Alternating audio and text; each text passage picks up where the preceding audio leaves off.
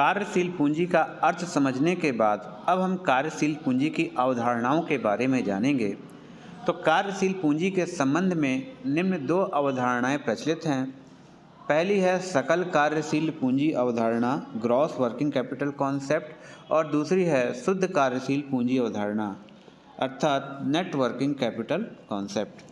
तो सकल कार्यशील पूंजी अवधारणा से आशय होता है कि सकल कार्यशील पूंजी अवधारणा से आशय चालू संपत्तियों के कुल योग से होता है, अर्थात इस अवधारणा के अनुसार समस्त चालू संपत्तियों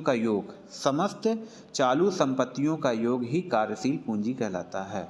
अर्थात सकल कार्यशील पूंजी बराबर कुल चालू संपत्तियां, यानी कि फर्म में जितनी भी चालू संपत्तियां दी गई हैं उनका जो भी टोटल है, योग है, वह ग्रॉस वर्किंग कैपिटल के नाम से जाना जाएगा।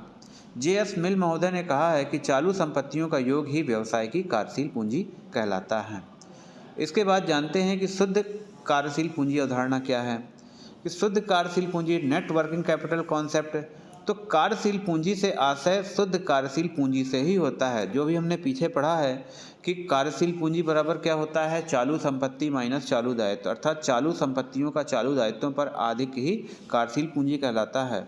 और यह जो कार्यशील पूंजी का कॉन्सेप्ट है वही शुद्ध कार्यशील पूंजी का कॉन्सेप्ट है, अर्थात net working capital concept equal to working capital concept, अर्थात working capital current assets minus current liabilities और net working capital equal to current assets minus current liabilities. तो शुद्ध कार्यशील पूंजी अवधारणा से आशय है कि कार्यशील पूंजी से आशय शुद्ध कार्यशील पूंजी से ही होता है।